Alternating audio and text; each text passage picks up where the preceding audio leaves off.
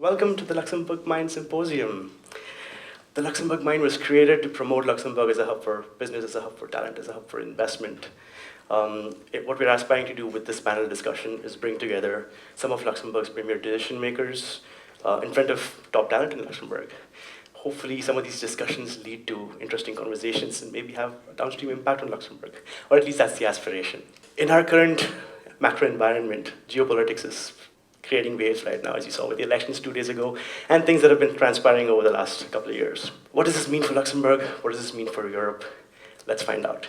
We have an exciting schedule for the evening. So we'll start off with opening words from the Honorable Vice Prime Minister Xavier Bettel. He had a difficult choice to make. He had to choose between being here or being in New York for the United Nations meeting. And he's not here. But what he's done is he sent us a video, very kindly, so we will get to hear from him. Immediately after his talk, we are very, very lucky and privileged to have the former finance minister and the managing director of ESM, Pierre Gramegna, here, who will give us the keynote speech, which will immediately be followed by the panel discussion. As you can see, we've got great panelists. These are panelists who are deeply impacted, deeply intertwined with the geopolitical climate. So they're great people to have to walk us through things that are going on and the path that lies ahead of us. I guess then we can start off with opening words from our beloved Vice Prime Minister, Mr. Bettel. David, over to you.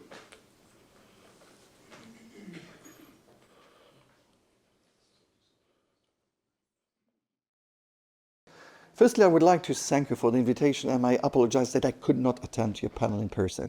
I'd like to take this opportunity to say a few words of introduction of your discussions here at the premises of PwC.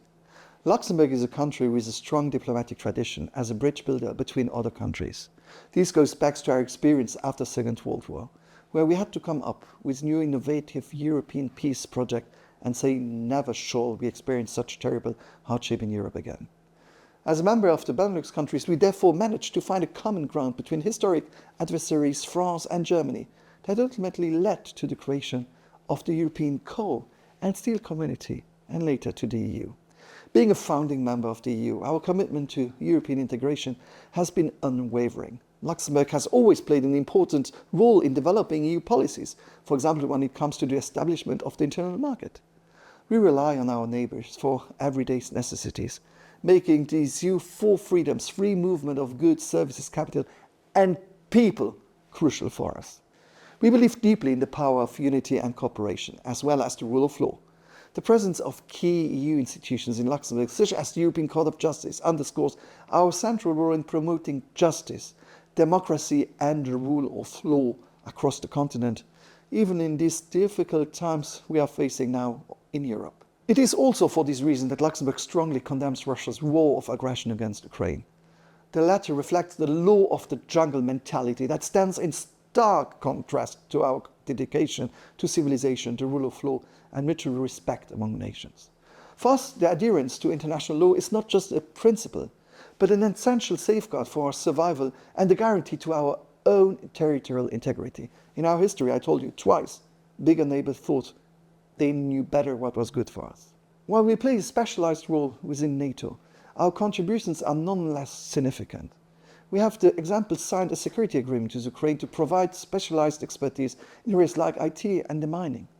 Similarly, in the context of the Gaza conflict, Luxembourg has leveraged its diplomatic network to facilitate dialogue among Israel and the Palestinian Authority, key Arab stakeholders, and European Union. Through its active engagement at the General Assembly of the International Court of Justice, Luxembourg was furthermore able to shape key resolutions of the UN General Assembly so that they are in line with the two-state solution and with a balanced approach between the interests of the conflicting parties. These are the values we stand for abroad and at home. Luxembourg is also a welcoming country with a stable and secure investment environment for international companies that want to thrive and contribute to our diversified economy. We have developed it from a steel production powerhouse to one of Europe's main financial centers, a technology and innovation hub, as well as a center for space-related industries. But we should not forget that in our past, we were even a poor country, an agricultural country. So, what is our secret? We are adapting to our times and looking towards the future. Our size has never been a limitation, and like in diplomacy, we possess the skills and the Luxembourg state of mind the best approach to foster new innovative ideas that help our communities even in more challenging times. Thank you for your attention, and I wish to all of you a very good discussion.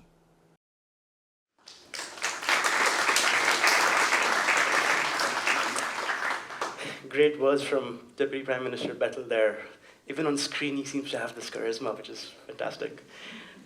It's now time to hear from another brilliant Luxembourgish mind, the former finance minister and current managing director of the European Stability Mechanism. Well, please welcome on stage the brilliant and delightful Pierre Gramegna.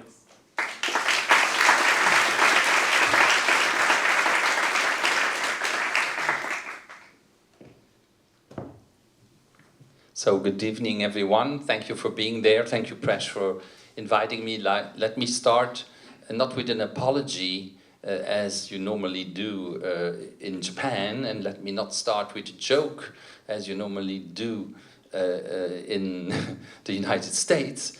And let me start by just thanking you for inviting me and thanking you for taking the initiative 2 years ago to give back to Luxembourg, a country that you love very much, a nationality that you have acquired over the years. And when I asked Presh, whom I didn't know 2 days ago, to prepare a little bit for this event, I asked him, what is the thing that has surprised you most or in Luxembourg, or the thing that you like most in Luxembourg? And he said, it's a country that's so open where I feel comfortable, and that's why I launched this event. That's what I like about this country. People are accessible, the country is open to foreigners, and I feel at home here. So thank you for launching this and having launched these conferences. Now, it's difficult for me to speak after Xavier Bettel. As you know, he handpicked me to be his finance minister. So I even hate to say he was my boss. I think we were really partners in government for 8 years. And we continue to see each other once in a while. He's traveling a lot. I'm traveling a lot too in my job as managing director of the European Stability Mechanism. Maybe I should do a poll here, but I won't do it. The ESM is headquartered in Luxembourg, not in Brussels. I meet friends who tell me, how is it in Brussels? Well, yes, I go to the Eurogroup every month, and then I spend 2 days there. I might also go on other occasions, also for the work, but I'm based in Luxembourg. No. Yes. We are behind Auchan on Kirchberg. So now we know everything. We have 250 people working there.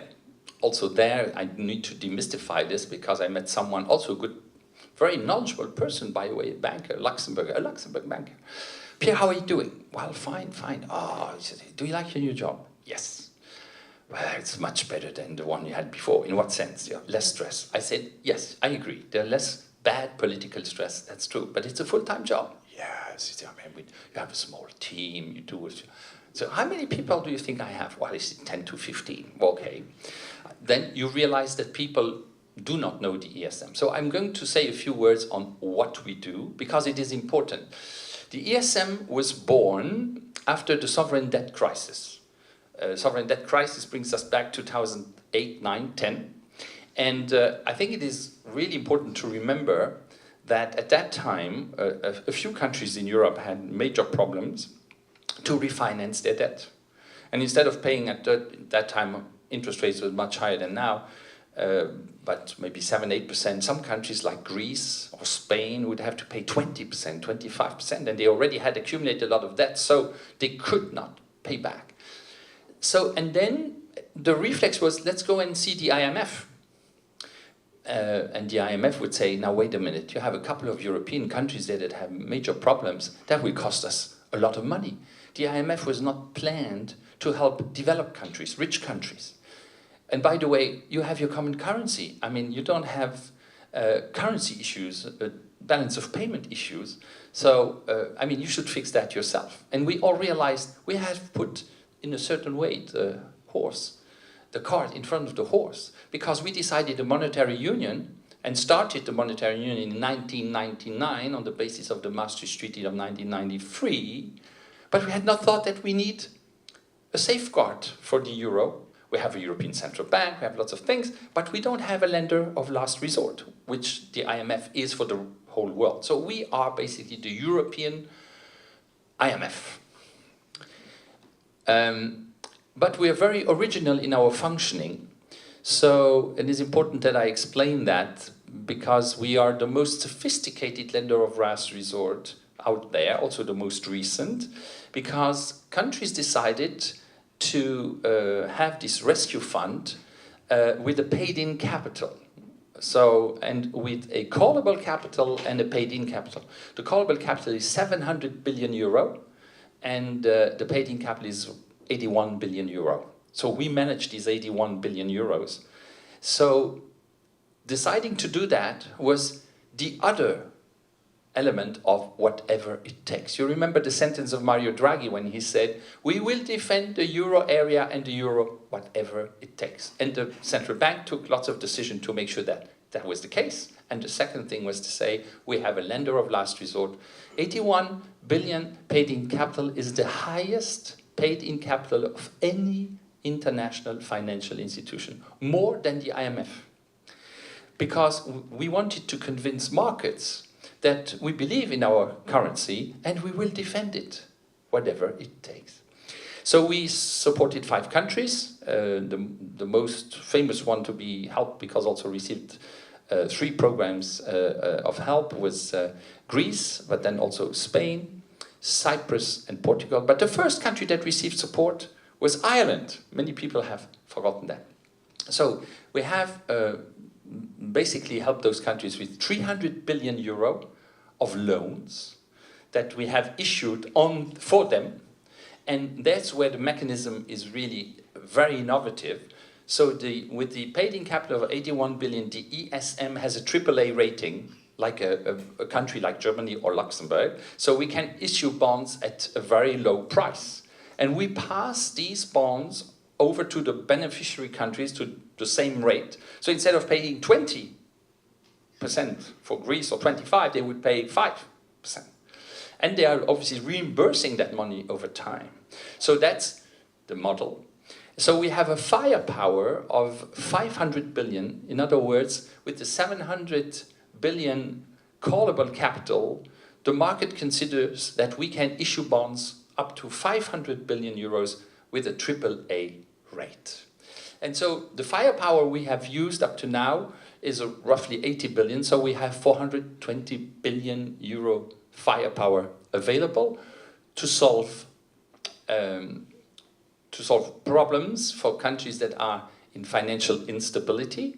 So the 5 countries I have mentioned, they needed to have a macroeconomic reform program. So the help is conditional, the support is conditional, but we have also tools to prevent crisis. And that brings me to what I want to share with you. Sorry, I hope I wasn't too long with the introduction, but just to see, for you to understand what I'm going to comment today, especially in my speech here, maybe afterwards in the panel that I will join, I will focus more on Luxembourg. But I want you to understand that as ESM, what we try to anticipate is what are the greatest risks for all the member countries of the euro area, which we cover. And we have identified 3. And I'm going to dwell especially on one, which is the geopolitical fragmentation, which is the topic of today.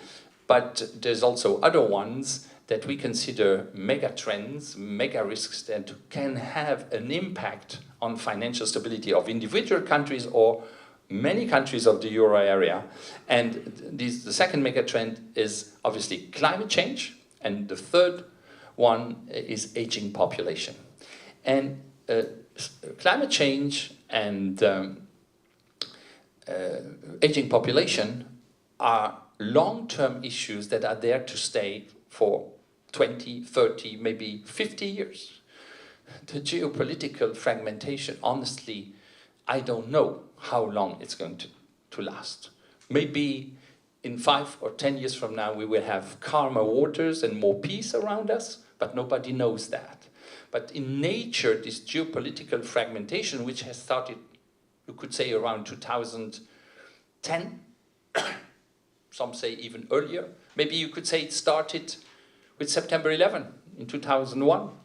Basically, the 21st century is a century with more fragmentation, and this has accelerated a lot. Maybe I do away with the two topics of climate change and population aging first, and then come back on geopolitical issues. Climate change is there to stay, and you see it is not a linear issue. And what I want to say is, it is probably useless to say, as some are doing right now, we should not walk away from the thermic engine, we should stay with that. This is for me kind of transitory rhetoric, because we need to reduce CO2 emissions. It's obvious. Look what happened in Spain last week. Look everywhere around you, we see the climate change is there, and it has enormous impact, which has then effects on financial stability. First, obviously, I would say it's the cost of these natural disasters, which basically insurance don't want to cover, or very little. Studies show that only 30% of climate change risks and then damages of storms or floodings are covered. So 2/3 of this risk cannot even be covered. So if it cannot be covered, it has a huge impact on your budget. Look, in Spain, I think they decided a special help of 10 billion euro, if I'm not mistaken. So I could go on and tell you lots of things about that. We as ESM have written a blog about this, suggesting that we should create a kind of insurance backstop. It's a kind of similar functioning as the ESM that we're proposing, that countries, maybe the 20 euro area countries or the 27, would create a fund which is a guarantee which allows you to lend money cheaply and to cover insurance risks. Lots of other things I could say on climate change, but I leave it at that, just to tell you that a country like Luxembourg, or Europe, I think for that matter, is in line with the promised reductions of emissions by 55% for 2030. I just looked up the numbers for Luxembourg. They're pretty fine on that curve to go down. I'm not sure others, all the other countries in the world are. And let me also underline one thing. China has committed to also go to net zero compared to 1990, not in 2050, but in 2060. But the fact that China has committed to it is great news. It's very positive. And I promise you, if the Chinese have said that they're going to be net zero in 2060, they will be there. Because our Asian friends are long-term thinkers. So, hopefully Europe will be there by 2050 as promised. Second issue, aging population. It is a striking feature that is becoming so predominant in all our countries. And I want you to understand that this is one of the key factors that shapes policies everywhere in the world. Germany needs 7 million people from today to 2030, or maybe 2032. 7 million additional immigrants. Olaf Scholz used that number last year. Now, if you put it that way, you scare everybody away. I would not have put it that way. But it's because the baby boomers are all retiring, and Germany is one of the countries with the lowest birth rate. Now, this is true for Italy too, also very low birth rate. How do you fix that? Well, there's two possibilities, or three, but certainly, if you don't want immigrants, you will have to settle for a lower GDP, lower social safety net. Now, if that's the choice of a country, it can be an option, but I'm afraid very few people would like to choose that route. The other one is to say we must have immigration and we must make sure these people integrate well, and there's no other choice. The other thing with this trend and aging population that we have also identified, which is less perceived, is with aging population you have less innovation. Less innovation means your economy grows less, and this is a side factor of of the problems that Europe is meeting. Last but not least, on this trend, which is a general one in the world, in particular in Europe, I would say Luxembourg is a happy exception. A happy exception for the time being, because we have 47%, as you know, 40% foreigners living here. The average in the EU is below 10%. And the EU is a place where there are quite a few foreigners. In Japan, there's 1% foreigners.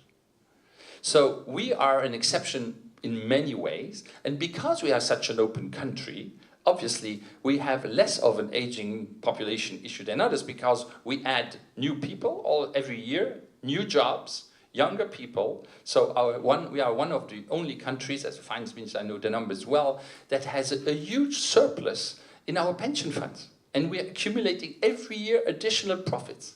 But the day we do not create new jobs anymore, we will have the same problems as others. A last thing, because today I had the opportunity to have the rector of the Luxembourg University at the SM headquarters. We had a very interesting seminar on AI, artificial intelligence, and the rector made a brilliant presentation, and he said, my favorite day at the university is the first day of university in September when we open, and he showed a picture of that, and then he says, what I communicate as the first message to the students, to the newcomers is, be sure that 60% of you here are going to stay in Luxembourg and find a job here. You have to keep in mind that Luxembourg University is the most international university in Europe, if not in the world, because I think it has 60 or 70% foreign students. So this is one thing that epitomizes the openness of our country, and this openness is what helps us solve our problems to a large extent. Last but not least, then, the geopolitical fragmentation, the wars all around us. This being said, we in Luxembourg and in Europe, we talk about two wars. The Ukrainian war and the war in the Middle East. Do you know how many wars are going on in the world that are registered wars? 47. That also tells you something, that when we speak with Indonesians, I take by chance Indonesia, I could mention Uganda, I could mention Argentina, and tell these countries it's terrible what happens in Ukraine. It's terrible what happens in the Middle East. Well, the Argentinians will say, well, wait a minute, there's a war there in South America nobody talks about. We are very worried about that war. So we sometimes lack perspective here. My point is, there's more and more wars going on, leads to fragmentation. Fragmentation, political, geopolitical fragmentation on the one hand, which brings about less exchanges of goods, of services, eventually even less people moving back and forth. So it means that we are deglobalizing world trade. It is, in a way, regionalizing. I will talk at the end of my intervention on the European Union. But we are in a deglobalization, or at least it's a new word, slowbalization of world trade. And who is the greatest victim of slowbalization or reduction of world trade? The EU. The IMF has calculated that if the trend that we have now continues, and in terms of war and geopolitical fragmentation, we will lose 7% of GDP in the coming years at world level. For Europe, exports and imports together represent 60% of our global GDP. 60. For China, exports and imports, and we know what a powerhouse in terms of exports China is, as we are too, as Europeans. But exports and imports of China represent only 34% of their GDP. And for the United States, the number is 24%. So if world trade goes down, we are hit much more than others. The other thing which is key and has been highlighted a lot and will stay with us for quite some time in the context of the war in Ukraine, that is that our dependency on energy. And the cost of our energy, which is a multiple of the cost of energy in the United States. When I say multiple, it can be double, triple. Ask an industrialist, someone who needs a lot of power. This kills your business model. Point number one. Point number two, the United States is a net exporter of oil. That means they have enough supply for themselves. They even have overflowing energy that they export. And we need to import between 50 and 60% of our energy. So you see this gap is really not peanuts. And you cannot solve this issue in the short term. The only solution is renewable energy, renewable energy, renewable energy. Costly in the beginning, but afterwards very efficient, but it takes time. You will not be able to build this in a short period. Third thing I would like to highlight is that in a world of deglobalization, for Luxembourg, which is a small country, landlocked, this is very bad news.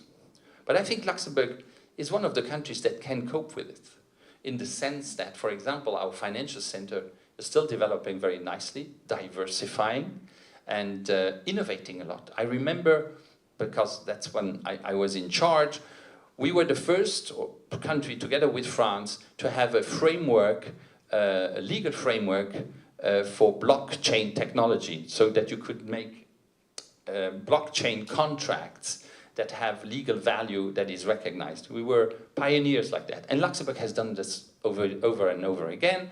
We are attracting a lot of talent. So for the financial center, I think there's a lot of promising avenues that we can develop. But that being said, we are small, and there's one area where we're extra small, that's defense. And defense is obviously the other elephant in the room. I think if I have to stay with this image, one is this energy costs, or let's say first the trade issue I mentioned, energy costs, but then defense. Defense, because we're lagging behind since decades. The United States in NATO have asked European countries to do at least 2% of GDP of spending on defense, but they haven't done it. Some of them have done it. Luxembourg is around 1%. Many are behind, but even 2% might not be enough. And then, obviously, with the result of the elections and what the attitude of the United States is going to be in terms of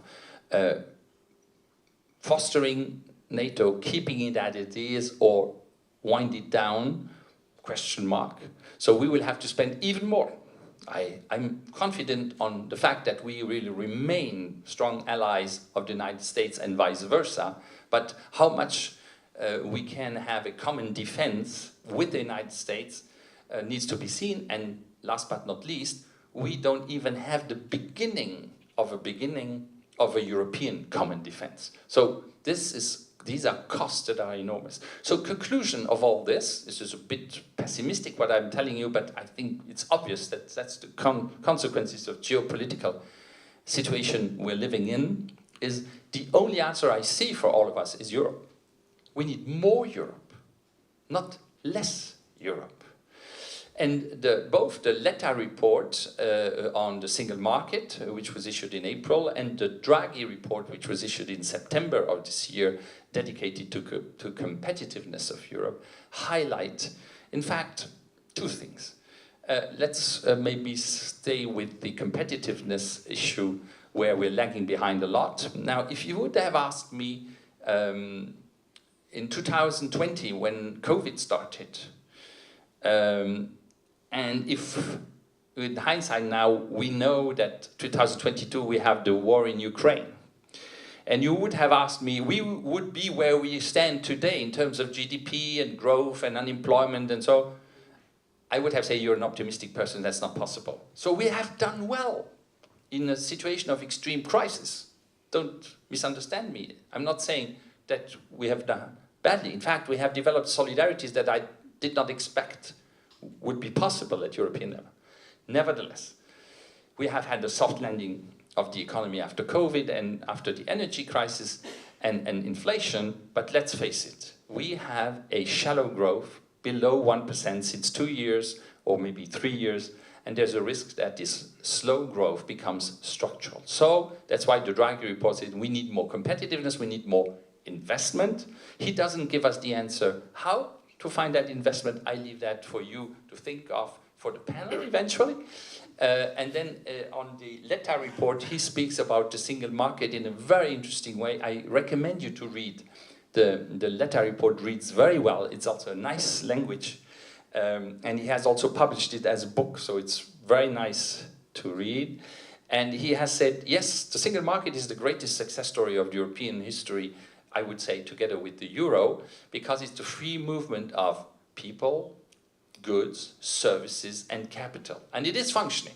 It needs an update and a modernization, but it's the best thing we could do, and we have to work on that. And he even adds a fifth liberty, which he calls an intangible liberty. You probably needed an Italian to invent an intangible liberty, so that means that you cannot touch it. And I would like to just finish with that. And there's two things he says there. There are many more, but that I want to pick. One is that he says education is key. So we should do Erasmus programs and other things in education, but Erasmus programs compulsory all over Europe because it's such a success. We are using it, we're doing it now, but in a very limited amount. And the second thing he says, we talk about liberty of coming and going, Schengen, passport for Europe, and all the opportunities that this offers. But we have completely underestimated that many people just like it in the place where they are. Be it in the countryside, be it in their country, in the northern part of Poland, or in a Baltic state, in the heart of Luxembourg, in Sicily, or somewhere in the middle of Spain we never heard the name of. If the message is, we are really good at offering you the possibility from the heart of Spain to go to the Baltics, or vice versa, well, 9 people out of 10 say, I couldn't care less, I'm not interested. So we should also care for people to be able to stay where they are and be happy where they are and have possibilities to have an economic activity or find a job. So it doesn't mean that everyone needs to stay in the field. In Bourg-Morange, for those who know Mauskety, the Luxembourgers, there are not that many in the room, but those who are Luxembourgers understand what I mean. Meaning, it's not that everyone has a right to just stay all his life in the same spot without moving, but just to say the message is, we must also care for those who want to stay in the country, in the region where they were born or feel comfortable. I thought it's really interesting to have that angle. So I leave that with you. I've been far too long, but I hope you enjoyed, and I look forward to the panel. Thank you very much.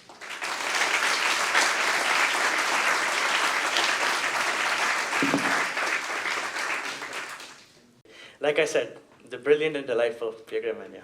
Thank you very much. I'm sure that you guys are burning with questions for Pierre, but luckily for us, he's going to be back on stage after the panel to answer questions with the rest of the panel. But for now, let's move on to the panel discussion. A little bit about the structure of the panel discussion. As with our previous panel discussions, we're going to follow a funnel approach. We're going to start broad, talking about key macro trends that are happening in the world right now, and then narrow it down to its impact on Luxembourg, and then narrow down a little bit more further to talk about what we can do, what Luxembourgish businesses can do to develop more resilience in the future.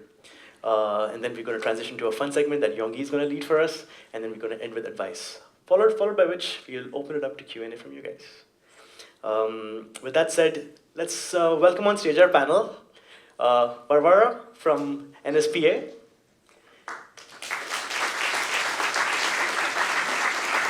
Richard from Cargolux, and Olivier, the Deputy Managing Partner at PwC and our gracious host for the evening. Yonggi, please join us as well for the fun segment. Yeah.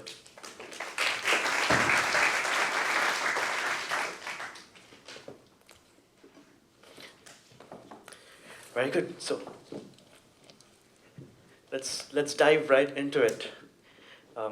Richard, since you're right next to me, I'll direct my first question at you. Okay. Could you talk to us a little bit about the major global trends that you see reshaping the geopolitical landscape? Let's talk about a horizon of the next 5 to 10 years. Well, from my perspective, if I just look at the next 5 years, it's really going to be dominated by the Trump presidency. Now, during his campaign, he made a lot of statements regarding what he would do if he had to get into power. And the following is what I've noted down, in that in terms of US-Russia relations, that is going to thaw, and it might give President Putin a way out of the Ukrainian war without losing face. We know that he's made a statement that he will not provide support to Ukraine to fight against the Russians, and ultimately that burden is going to fall on the European Union, which means extra spending if we want to continue supporting Ukraine against Russia. In addition to that, you know, President Trump has taken a firm stance with NATO in the past. I expect him to be much more aggressive this time around, once again placing an additional burden on the NATO member countries to increase spending. And a lot of those countries are at this point in time also struggling to find money for other programs that they are involved with at the end of the day, not least of which are the social programs that have to be funded. And then we come to the major item as well, which involves another global power, China. And the trade relationship is likely to ratchet up a significant notch in terms of proposed tariffs on Chinese goods entering the US, with retaliatory efforts once again by the Chinese against the USA. And in terms of global trade, this is going to result in a fragmentation then of the distribution of the exports out of China. The USA will probably significantly reduce its consumption of Chinese products, albeit they might have to suffer more expensive pricing. One of the major issues that I can tell you that is occurring now is the explosion in cross-border e-commerce out of China to both the USA and to Europe. And that is a very sensitive issue with the authorities in the USA. And as an airline, we deal with that on a day-to-day basis in terms of the inspections of what gets sent from China through Hong Kong to the USA. And so under Trump's administration, I expect that level of scrutiny to be ratcheted up a significant level as well. In terms of the Middle East, I see Trump supporting Israel. He was the president who decided to relocate the American embassy from Tel Aviv to Jerusalem, which was a very sensitive move in terms of trying to get to a peaceful resolution to the conflict currently taking in there. So his Middle East policy, I think, will definitely tend towards support of Israel at the expense of the Palestinians. In terms of global trade and economy, the method or the measures that Trump is intending to take, I believe, will lead to protectionism of economies, increased tariffs, with the Americans focusing on bilateral trade agreements and with different countries rather than negotiating with trade blocs. And the EU, yes, it's a collection of 27 countries who stand together, but ultimately, at the end of the day, when times get tough and the country has to survive and grow its economy, what is it going to place first? Its own interests or the interests of the bloc? Okay? In respect of the open borders, etc., all I can say is during the COVID pandemic, borders were shut. There was no freedom of movement of people.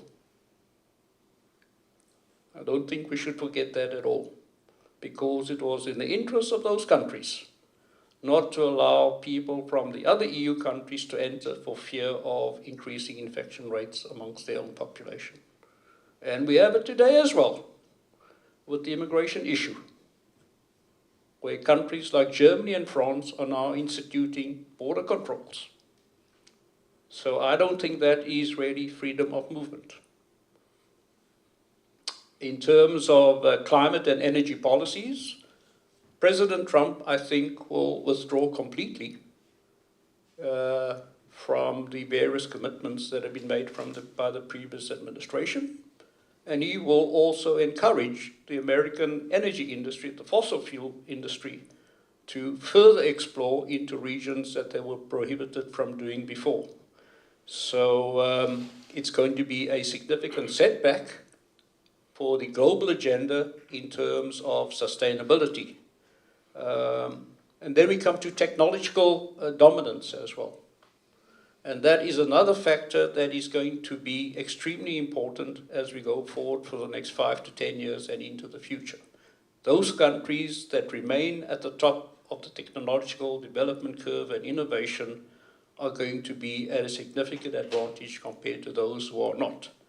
And this is going to impact not only trade, it's going to also impact defense and security and cybersecurity at the end of the day, because as we digitize more and more, we become vulnerable. You don't have to detonate a bomb to bring a country to a standstill. You just need to infiltrate its economic systems, its banking system, its share trading system. You will bring a country to a standstill. Okay, and that is a lot more disruptive than a bomb exploding at an airport or in a store.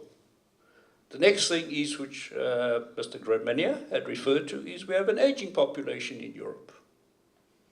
It's not common to Europe only. It's taking place in China. It's already there in Japan, it exists. Korea is in the same position. And that places more and more of a burden onto the state in order to provide care for the aged. And if it's not offset by new young people entering the workforce, yes, there is definitely going to be a shift in thinking.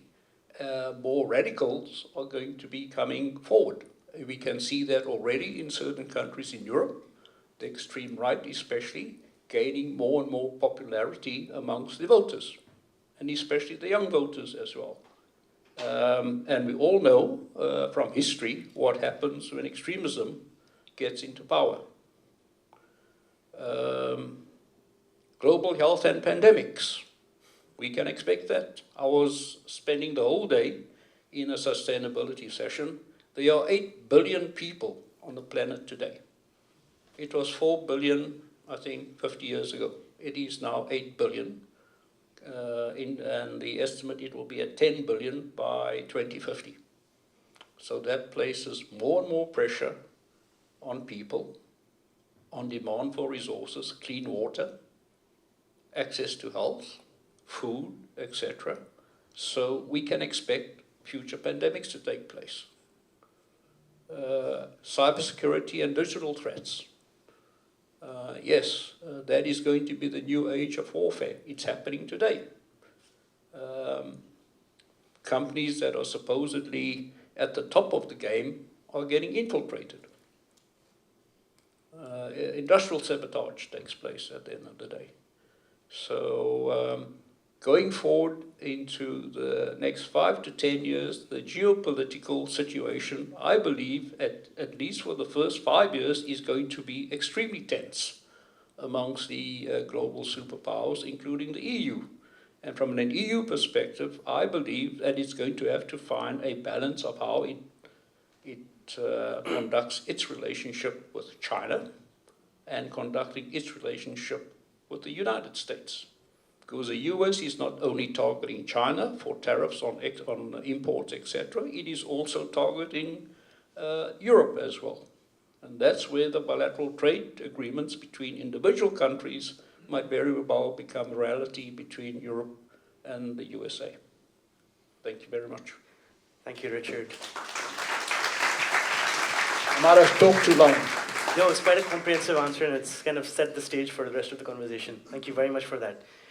Olivier, can I come to you with the same question? You know, with your perspective, you have a very unique vantage point. You know, you have a view of industry across spectrums with your PwC role. Can I ask you to elaborate a little bit more on this point, specifically around major trends that you're seeing from a geopolitical standpoint? Sure, and both speeches have been very inspiring and very comprehensive, so I won't try to repeat all of that, but what I do believe, what we see is some of the connecting dots that have been alluded to already. I think the popular vote of Trump was a real surprising element that we should be clearly noticing in this. And the popular vote, as far as you can trust statistics, and we all know it's up to a certain level, but let's imagine that was pretty clear, is putting this popular vote across the board in the US. With the Latinos, with the young, with the black. And that is very interesting with such a policy stance that he was clearly not hiding from. He was talking about deportation, he's talking about building the wall, finishing the build of the wall. So I think there's a clear message that hasn't been heard by the previous administrations, that there is an unsatisfaction, or a bunch of fears in that population of a developed country, probably one of the leading developed countries in the world. I think it's fair to say that we have similar situations here in Europe. And that is, I think, the intriguing part of this. And we always, look at ourselves when, some of the smaller or bigger countries get into a discussion about more right-wing or more extreme type of political parties. There again, they serve certain fears, and I think there is what happens. Now, when looking at some of the points that have been highlighted, I think that's actually a quite specific combination of elements. When you look at history, Europe has been rebuilt on various things. And there has been the Marshall Plan, there has been a lot of help we've received, but one of the things we also have had is cheap energy. At the time, we basically digged it in our own soil with the coal, and then the steel industry, powerhouse here in Luxembourg, you mentioned that. And that is something we've been then compensating on by, the innovation and stuff that we've done after that. And eventually then, at least for some of the countries, with a quite, geopolitically interesting deal they had with Russia, to sustain their energy needs over time at a very cheap price. And you can read a lot of books about that, but cheap energy is the fundamental point in trying and creating prosperity from an industrial / generally speaking economic point of view. So if you have it, you get more sustained. If you don't have it, you get much more challenged in your prosperity. And I think that's already one thing. Setting aside and coming on top of that is the fact that whatever happens now with Trump, and I do concur, Richard, with many of the things that you've noticed and noted down on what he's stating, a lot has become less predictable, particularly for us, but also for some of the Chinese policies. And we can less rely on the achieved. I think the good thing about it, and Pierre, you highlighted the fact of what we achieved as a single market in Europe, and it's a great achievement. After a period up to Second World War, where Europe was almost constantly, every 10, 20 years in a row, destroying itself completely, more or less. That we achieved, a prosperity, a phase of prosperity which is longer than ever we have seen in Europe over the past almost 2,000 years. So it's a very interesting setting. Now that achievement is built again on a number of elements post-World War II.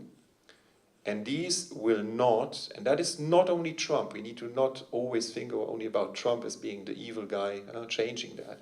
If you look at some of the policies of a very popular US president, which is Barack Obama, popular in Europe, not necessarily in the US, but in Europe, he is changing already his policy at the time, saying, my focus is not Europe, my focus is Asia. That was his policy stance. A lot of the Chinese policies that Trump was increasing and doubling down on came from Obama administration already. And Biden didn't necessarily change much of the fundamentals that Trump has put in place. So there's not only Trump. Now, Trump, though, will probably do as Trump too, a lot more different things on top of that. So it is less predictable. We can less rely on the existing and on the achieved. And I think it comes down to this phase of shallow growth. Now, one thing I'd like to highlight, which you highlighted as well, Pierre, is we often, come from a European perspective in saying, and we do that also, by the way, in the PwC network, we always think, that we have the right way of looking at the world. We can come with this sustainability thing, and then we have our social system and the box standards, and have fine, fair enough. And I think we've learned maybe a lesson from the past when our industrialization polluted the world and still does. However, we still need not to forget, you spoke about the 2% spending on NATO. Now, the budget of the US military defense, which we all agree is about defense and offense, is $800 billion per year. $800 billion per year. I read an article this morning, or was it yesterday morning, that now we think about a air defense system over Europe, rocket defense system, 200 billion. Just that. You said it rightly, Richard. Where's this money coming from? Now, we can say the US have no social system. You know what? We will not be able to sustain our social system when we, at the same time, need to defend ourselves at our own cost. Impossible. Unless we change completely the setting of some of the prosperity drivers that we have. And there again, we are down to one of the major countries, US, saying the World Trade Organization, we don't do their, or we don't follow their principles. By the way, World Trade Organization is blocked at the highest gremium for years, not because of China, because of the US. They basically boycott almost all sort of more further agreements because they don't like to do those further agreements. Again, they come from a position much more of sustained in-country sort of economy with a much less exposed economy to some of the import-exports. So I think that is a fact that we need to understand, that there's interconnections between those elements. And the interconnections, I think, can be brought back to one single word, which is discomfort, or an uncomfortable position to be in. From a US perspective, we are not their most important region. From a Chinese perspective, we are a client at best. And from a Russian perspective, we are a potential target. I don't feel so much of a comfortable situation to be in, but that's a fact. That's how things for the time being look at. And to defend ourselves, we have relatively low number of means, locally. So, not being too pessimistic tonight, but you see that I was really disappointed about some of the things that happened in the US, but that is a personal view. I think the point, though, is that there's opportunity in this. And I would concur, Pierre, to what you were saying, and not because you're the representative of ESM, and obviously that is part of your job, but I would take the same stance for us as an international network of firms and franchise. You can only survive in such a world if you ally yourself into a block, into a region, into a bigger something. You will not, and I hear the point, Richard, on the temptation that you have sometimes, but you can literally see that, and I won't want to do that as a negatively picking on something, but I'll take the example of the UK, but just one example. I'm not saying that Brexit is good or bad. I'm not even going there, but one point after Brexit was that they felt that they should then go to the US and make a bilateral trade deal. And the first thing the US said to them, guys, you're not relevant. Whatever you think, you're not relevant anymore to us. You want a deal? Well, maybe when I come back to something like that. So I think having the intention, even for bigger of the European countries, to do that there alone is a false feeling or a false view, as we did see. The same is true for us as a small and medium-sized country. That's the way we are called in the network. Huh? It's always nice. Compared to the strategic countries. And it's the same club of people and countries, obviously, you can figure out in a global setting. And again, you know, and you need to basically make sure that you navigate that. But you can only navigate if you sometimes hook up as a group of smaller countries. If you understand what the strategic countries have on their agenda and try to figure out how this best fits, you know, and how you can fit to that. So I think the real macroeconomic challenge, to come back to your question, Praj, is you need to navigate the unknown. That is what I'm thinking about most of what I've seen now. We've been in a world of known factors for quite a while, which was good, comfortable to a certain extent, and that led to a phase of hyperglobalization, if I quote the economists, which was roundabout after the end of the sort of Soviet Union, 90s, up to the early 2000.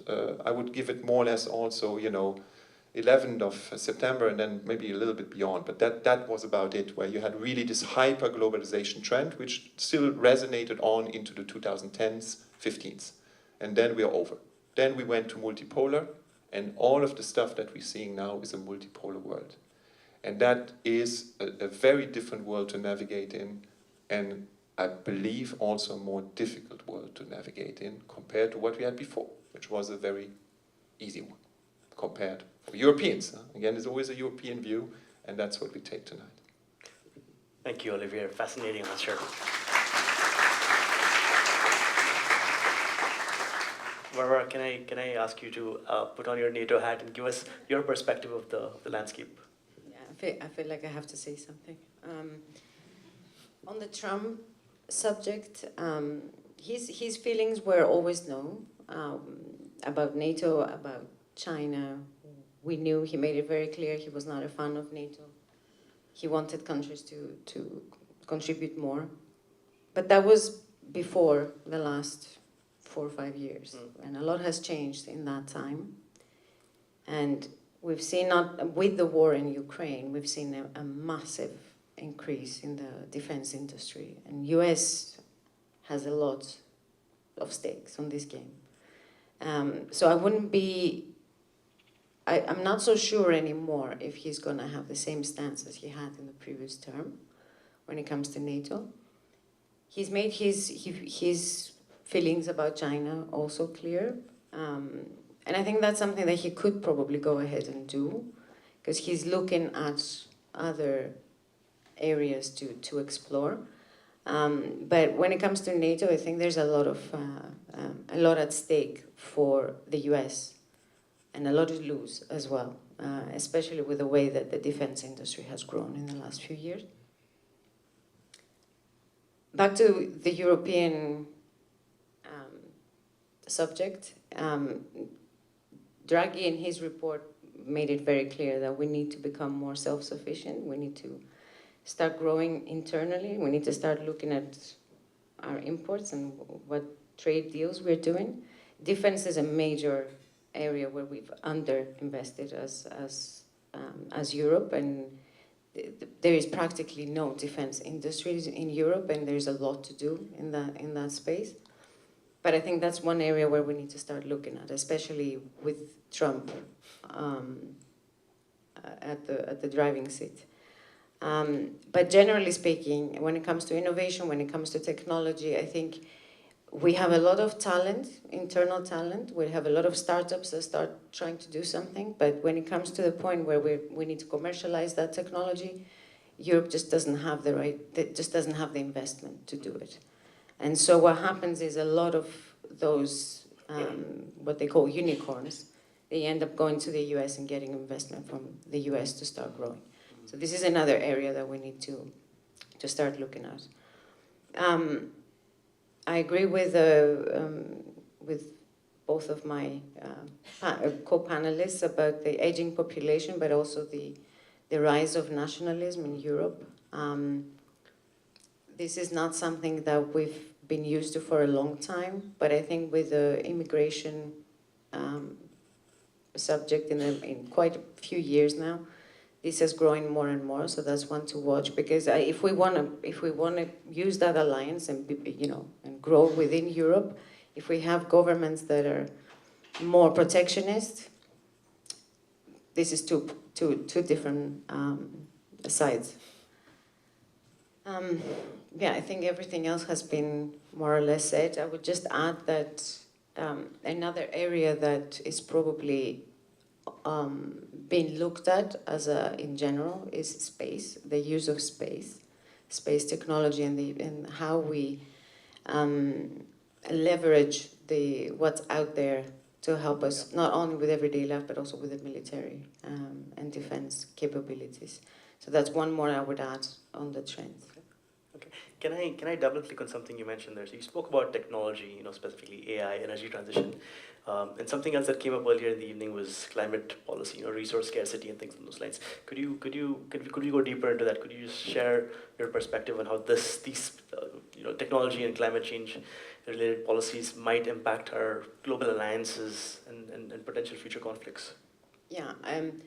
Well, we already see in the Ukraine war that technology is playing, it has changed completely the warfare, how we conduct, how we act within the battlefield. So there's a massive increase in the use of drones and artificial intelligence, unmanned surveillance vehicles. So we've seen technology going into the battlefield in a way that we've never really seen before the Ukraine war. So that's certainly one. Cyber attacks is one way, and I think Richard mentioned it before, is one way to conduct warfare without actually hurting anybody physically. I mean, so that's one area where technology is playing a big role. Cyber is primarily used, let's say, to create conflict, but it can be also an opportunity for areas like Europe to cooperate and create legal frameworks and create the right base to support.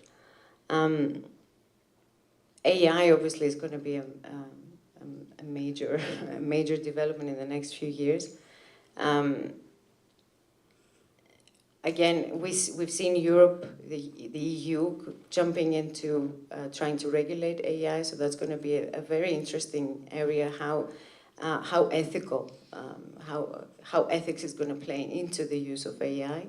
And I for one, I'm excited about it, but I'm a little bit scared as well about how far this can go, and how we're going to manage to regulate, and how we're going to manage to control, let's say, the amount of information and what is real, what is not real, and in that as well, the use of the way information is disseminated these days, through social media, through all kinds of different venues, and the way that dissemination of information can influence people's opinion, elections.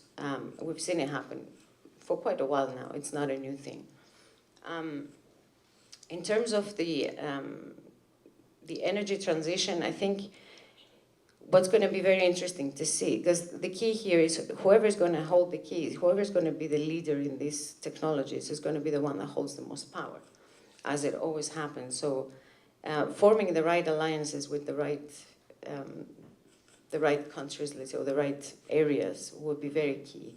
And that means the areas where the resources are more abundant, let's say, or the ones that hold the technology to it. Climate change, I think we've seen quite a few events in the last few years that are evident of climate change issues, right? In terms of, the first and foremost is actually addressing the problem requires a very strong alliance and requires as many countries coming together as possible. US has walked out of the Paris before with Trump. It's very possible that he will do again, although he's very close to Elon Musk now, so I don't really know how that's going to play out in the future when it comes to green technologies. Climate change can also impact military preparedness. We've seen with COVID-19, we've seen with the Turkey earthquake, we've seen time and again, it takes a collection of resources, let's say, to battle a specific situation, a specific event. And it could mean that countries need to prepare for disaster recovery or disaster avoidance even. So, for example, with COVID-19, we've seen medical stockpiles happening. We've seen the hospitals being built. So, and this took a lot of, it took an alliance, a military alliance, let's say, to put that into perspective. So, there's two sides, obviously. It can create conflict. Climate change can create conflict if you start looking at areas where are more impacted, let's say, by weather changes. There could be immigration. There could be migration of people from areas that are most affected to other areas. That creates conflict, like we've seen in other migration areas. Okay. Well, thank you, Aurora. Richard, can I come back to you? What are you seeing at your end of the spectrum with respect to technology and climate policy? I know you touched upon this a bit in your earlier talk. Could you just elaborate a bit on that? Well, I think the buzzword today is artificial intelligence, and a great debate going on about the ethical way of using it or not. I think what we have to be really careful of is how they weaponize artificial intelligence. And then, and before I forget, I need to mention maybe something that's overlooked. That Trump is now the first president that controls both the Senate and the Congress. So if he wants to put a law through, you put it through. Just keep that in mind. In terms of climate, the EU is leading right up front. And I spent a whole day today going through a sustainability workshop at the University of Cambridge and going through what all the factors are. It is going to be expensive. Make no mistake, it is going to be costly. And the big factor is, for our business, is who's going to pay for the cost. Whoever drew up the legislation of getting to net zero for all of the industries, did they take into account what it would cost at the end of the day? For an airline, for airlines, it does represent, in my view, an existential threat to get to net zero by 2050. Because you don't change aircraft every 3 years to get the most efficient. You keep them for 20 years. And the price of sustainable aviation fuel, which are the two biggest levers in reducing the impact on the environment, is the use of sustainable aviation fuel together with new technology. And today I can buy sustainable aviation fuel at a price of Y in the market.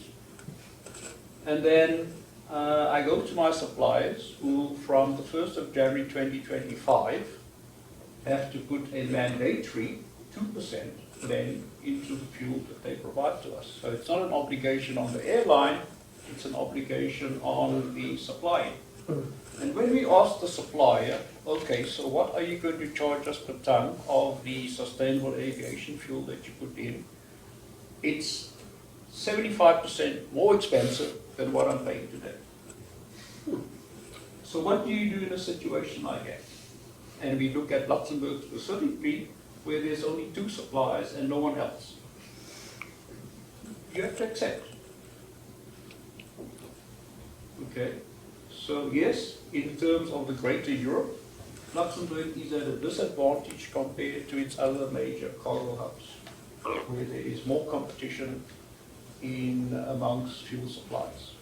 Okay, so that's the situation. And it creates not only an unlevel playing field within Europe, but compared to the rest of the world, it's also an unequal playing field at the end of the day.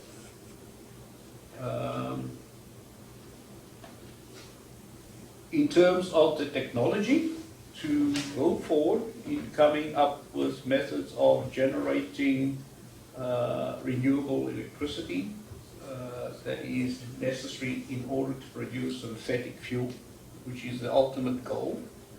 That is one thing Europe is not, does not have a huge surplus of, electricity. Okay. Can you build an alliance of electricity? Very difficult, because unfortunately you can't ship electricity. It's all done by power lines. And I've always said nuclear has to be part of the green solution. Without nuclear power, you will not be able to satisfy the demands if you want to go down the road of sustainability of producing green hydrogen, synthetic fuels, because the current-based HEFA process, which uses feedstocks like used cooking oil, forest residues, etc., you will never be able to build a refinery at scale. So, the option then is nuclear. It's the cleanest form of energy. Yes, every 30 years you've got to find a place where you can store the spent fuel rods. But unfortunately, that is the only way you're going to go. And if you look at what the companies like Microsoft and Google are contemplating now, is investing hundreds of millions of dollars into signing contracts with companies that will restart nuclear power generation in order to provide capacity, electricity capacity that they need in order to drive their artificial intelligence models. The amount of power your computer uses when you use ChatGPT, Copilot, or whatever, is significant. You don't see it, but it is significant. I heard a statement the one time that if you do a search using AI, you're probably using as much electricity as you would use in recharging your cell phone. And so that's the reason why those companies have decided to take this path to make their AI sustainable and not to rely on solar power or wind power, etc. They're going nuclear. And from my perspective, in terms of climate, nuclear will go a long way to reducing the amount of fossil fuel that countries need, whether it's natural gas or coal. But unfortunately, what's happened in Europe is that a lot of the nuclear power stations were taken offline, especially in Germany. And Germany was one of the countries that relied significantly on cheap Russian gas. And today they feel the consequences of that with the high energy prices. So, and climate change will also have an impact on geopolitical stability at the end of the day. We have extreme weather movements. We've seen it in China. We've seen it in Europe. We've seen it in the US. And you've seen what reception the King of Spain got when he visited Valencia. People get angry if the government does nothing at the end of the day. And if they don't have the money, then they will go to jail. But ultimately they have to repay that money at the end of the day. And the biggest thing is, where do they get that money from? Because the average debt to GDP ratio in Europe is around 80%, if I'm not mistaken. Yes, you had the extreme Luxembourg, 27, 28%. Then you look at Greece, Spain, or whatever, they're in excess of 100% of GDP. Okay, so it's a very unequal playing field at the end of the day. But what we need, from a European perspective, is to put the funds into research and development if we want to progress. But what I see now are companies pulling back from, for example, the production of sustainable aviation fuel, because they're all looking at it from an investor perspective. Am I going to get my money back? Am I going to get my return back? If you approach it on that basis, you're not going to get to the levels where you want to be. Or it's going to cause a huge, have a huge negative impact on inflation. And from a consumer perspective, there also has to be a change in the way we think of what we need to live our lives. Do you need 3 cars? You've got free transportation. Do you want to have flowers during the winter time that is floating by air? You have to simplify your choices so that you don't need to consume what is available on the planet. Climate change is one thing.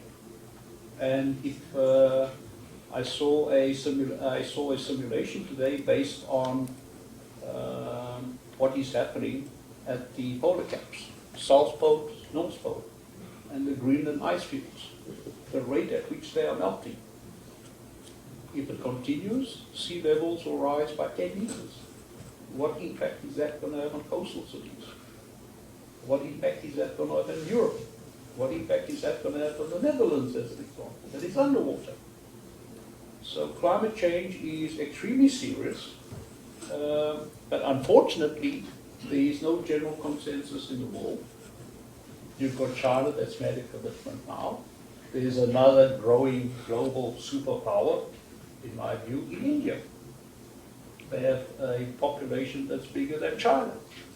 But what they put first is, I first need to develop my economy before I even think of reducing CO2 emissions. So yeah, they are going to be unlevel playing fields at the end of the day. And unfortunately for Europe, it's going to put us into a position where we are not going to be as competitive as our counterparts that are based elsewhere. Specifically, I'm talking from an airline industry. It could be other industries, other manufacturing industries as well. But from a airline perspective, EU airlines are going to be at a distinct disadvantage to other competitors that are based around the world. If I can just give you an example, when the EU ETS scheme was brought into play in the EU, the United States, and Trump was not the president at that stage, passed a law where they made it illegal for a US carrier to pay anything under the EU ETS scheme.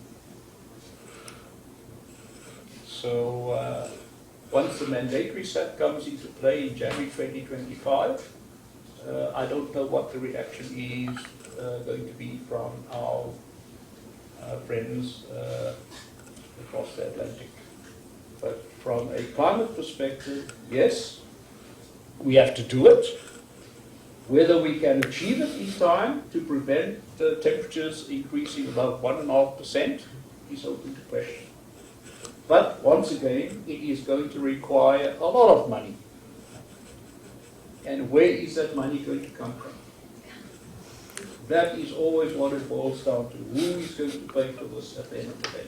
If it's a consumer, then it enters a vicious cycle of inflation, demand for wages, etc. And we get once again into a position of people going to debt or governments going into debt because they need to make sure that there is social peace. I think in Luxembourg we use the word social peace very often. In order to maintain social peace, governments will have to give what the population demands. If they don't give, that's when the extremism comes into play.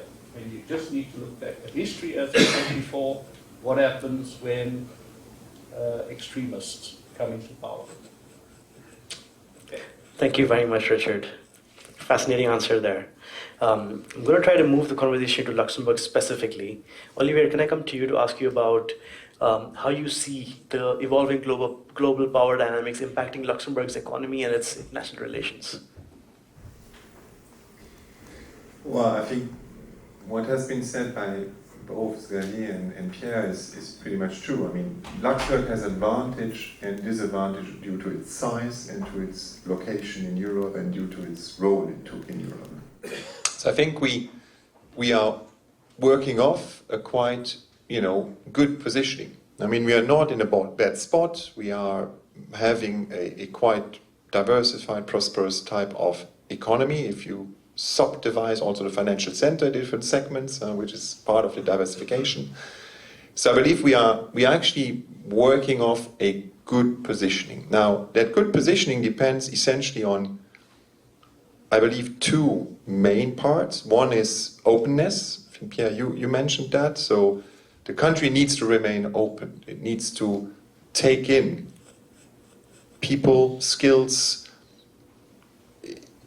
any type of input it can receive in order to, again, create value and create other things. And I'll get back to one of the statements, Richard, you made just after. And the second point, it relies very much so on the European Union. I mean, we can then turn it around how we want, but the financial center is relying on the so-called UCITS and AF passporting regime, very much so. The freedom of, again, movement of capital and services. You cut that, I think our domestic market is nice, but it's not nice enough, let's put it this way. In numbers, not in way, but in numbers, for sustaining such a multi-billion, trillion type of industry. So we are really relying on that setup that we can export some of the skills, some of the services that we produce here, and we can use also supply chain in an open way in order to sustain that. We need to have those delegated portfolio managers, we need to have some of the delegations across the operations, again, because that is the way you can make this happen. And I think that gets back to what Richard was saying, and indeed the financial industry is quite a robust industry because it's since many years, since the 70s, almost decoupling from the real economy. It lives its own sort of dynamics. Sometimes it's closing in again, but then it decouples again. I mean, if you look at what happened after the pandemic, it's quite astonishing. You take out the liquidity of the markets, which was always the big explanation of why the financial industry was so prosperous. What happened? Nothing. Nothing. Markets just went on and on and on, even if real economy is already showing signs of the cracks that were there. And the cost of a climate/energy transition is huge and has also not been really, taken into account. It starts, we see some of the sort of elements now, materializing. So what I'm going to look at is, what does it take for Luxembourg to remain is about those two elements. Now, what in that again is controllable and what is non-controllable. Now, what is controllable is the openness of the country. I think with the government, with the way, the attitude of a Luxembourg nation has shown and is amazing how open this nation has been, and with the number of foreigners in the country, either becoming Luxembourger or being still here and live here, it's quite a unique type of case in the world at that level, without deportation policies of an incoming president. And the second point is, what is also controllable is obviously the way we bring certain of those elements back to the European table. Yes, as one of the 27. It's important. It's still one of 27 that should have that type of statement, and I think there are some others that are aligned in terms of interest because they're also exporting nations. The Benelux, I think, are still very much aligned to some of that. But still, there's a quite number of things that are uncontrollable. So what does it take for Luxembourg to prevail and to make it happen? Well, if we can, we should influence a little bit what is happening in Germany for the next government. That's a very interesting one as well, because that one is over that we had now. I mean, for all the ones that didn't notice, but that one is really over. France is a very difficult political situation as well, Spain as well. So all of the very big countries, Meloni pushing her own agenda, quite smartly, by the way, because there's no other sort of a big player really in power in the EU. So I think we have a quite vacuum of that EU space compared to what we had before, where there's always like this binôme, France, Germany, basically driving major policies to the good and to the less good, depending on how you see it. So I think that is our two elements. And maybe there's a third one, and I think that's going back to what Richard was saying before, and you'll smile or maybe even laugh at me when I say that as a big four firm. Pragmatism and deregulation should be something that we as a European should consider. And the reason I'm saying that is that we do sometimes make regulations that are really smart. They're really good. They help for a common market. Perfect. We do a lot of regulation in recent years which are very dogmatic, actually. We think that we need to solve our climate change on our territory. Fair enough. Fair point. And I'm really into that. Don't get me wrong here. The question is all about timing and cost. And if you see some of the policies that we've been doing, we did not consider at all whether that is actually economically sustainable without significantly impacting our own local population prosperity, or generally speaking, standard of living. And you can push a lot of reforms, but again, history has shown, and Richard, you saw that, if you push it too hard or too fast, even if your goal is so noble, so great, so super, people won't follow you. And here we have, in addition, in a globalized world, because even if it's not hyper-globalization, we still have a globalized world, we have a global competitiveness we need to look at. It's interesting what you said, with the nuclear power. And to be very frank with you, I would concur.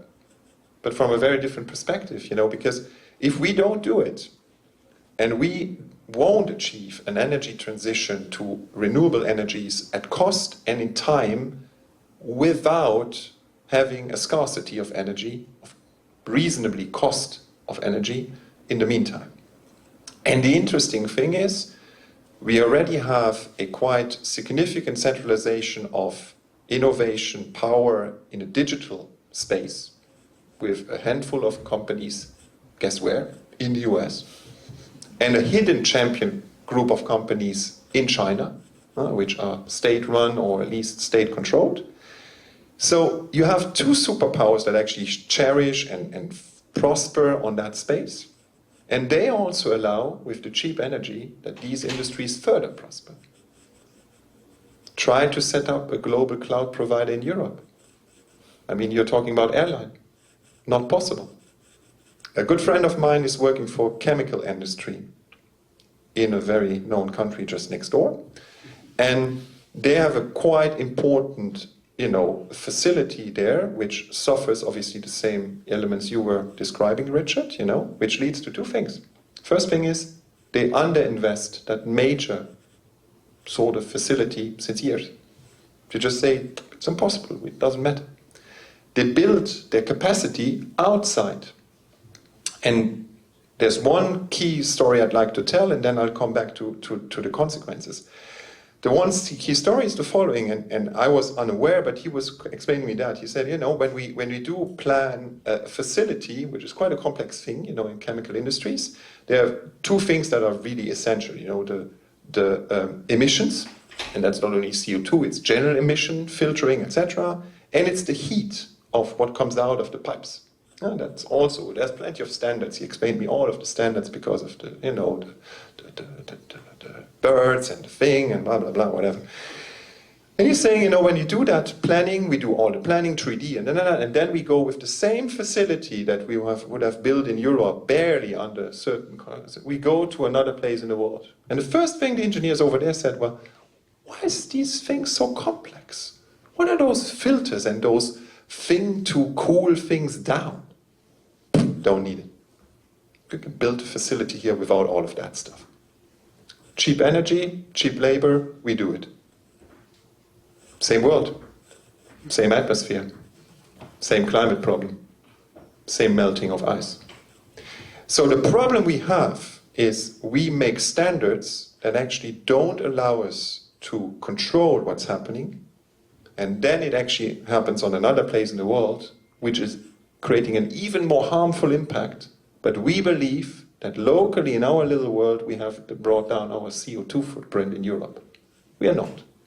Unless we change our consumption view, which I fully concur, on what we want to have. And the last point to that is, chemical industry, the only thing he was saying is, if we lose basic industries like that, basic competencies, we'll lose also the rest. And with all due respect, we lost the battle in digital space because of that. And we can be very nice and say, okay, we want to build a digital industry. It's nice to say, but to do that, it needs a little bit more than that, than just a pure statement of intention. So, not to say, so we can, I think, do a lot of things, Europeans, if we get back to more pragmatism and a little bit more realism of what we need to do to sustain and to make things work in a workable manner, not in a dogmatic manner, from a regulation and from a politics point of view. And it comes back also to giving a hand to a Trump, that we, maybe as Europeans, think whatever we want to think about him, but it's the reality in the US. The same is true for some other parts of the world. And I think that can't be that we just think always that we have the only way of looking at the world and the only way of doing things the right way. We only succeed if we as a global community do move into a reasonable same direction at a reasonable same pace. And I'm not saying executing a climate protocol is the right thing to do, but I'm just saying if you do it alone, it's not working. Eventually it will not work. So I think that's my statement to Lux, positively speaking, but to Europe more broadly speaking. And if Lux can influence some of that, I think we are on a positive trend. If we keep it too long up, you see it now in Germany, the energy transition will eventually bring them down to their knees, and then they need to change course. And the tariffs of Trump will do the rest. That's what is going to happen. And that's the leading economy of Europe. We just need to be conscious of that. That's the leading ones. That's the one that has had the biggest buffer in terms of economic tension in its own country.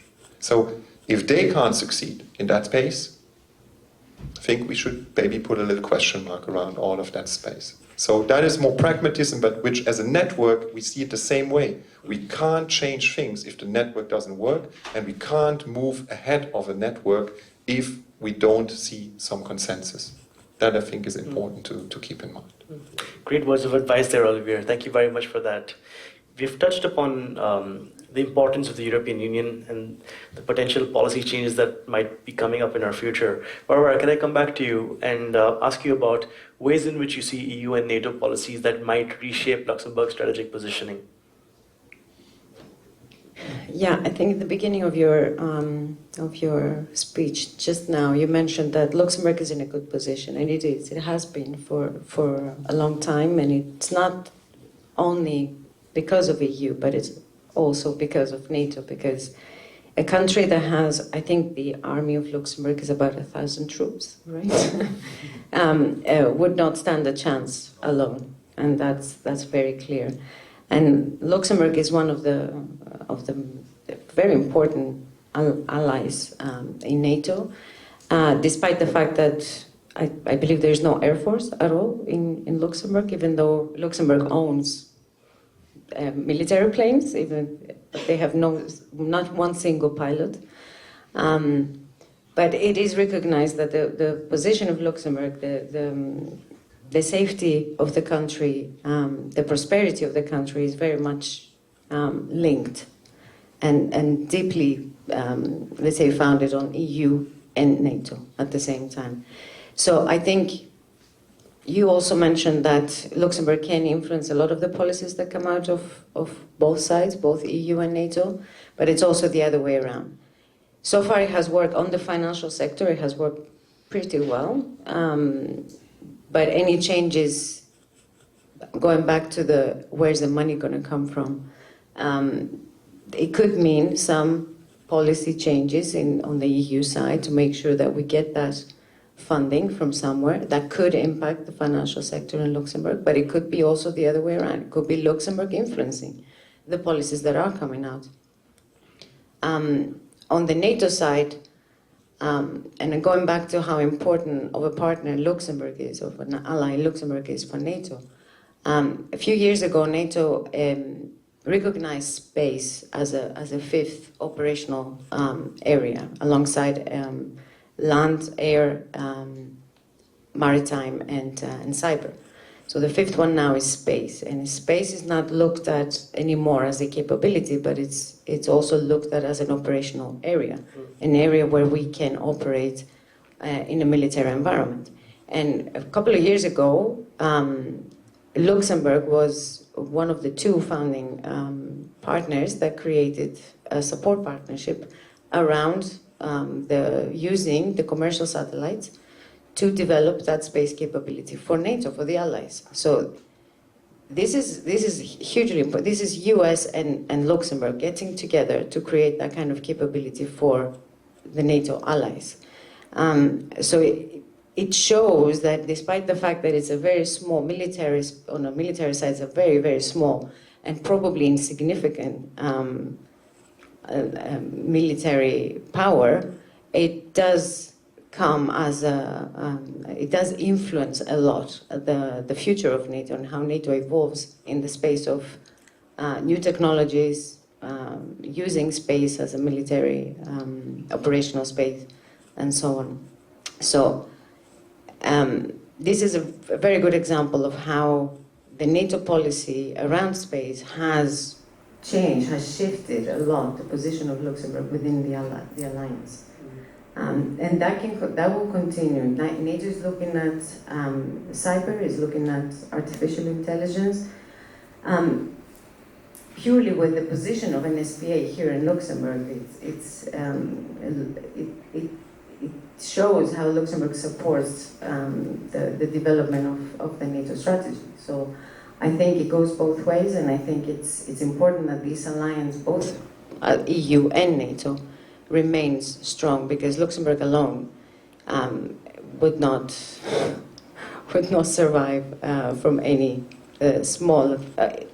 any attack, military or cyber or any other kind of attack. So, okay. Thank you, Barbara. So I have a couple more questions for the panel here, but I'm certain that the audience will also ask the same. So I'm going to, in the interest of time, I'm going to skip straight to the fun segment where we discuss hypotheticals. Yogi, over to you. Thank you, Prash, and thank you for all the panelists for this exciting conversation. I will be definitely chewing that for some time and probably coming back during the Q&A session. And before the Q&A, we have prepared 3 fun questions to tone down our panel discussion today. Olivier, are you ready to take the first? Yeah. Yeah, I do. So imagine you're a superhero and you could give Luxembourg one superpower to thrive in this uncertain world. What would that be and why?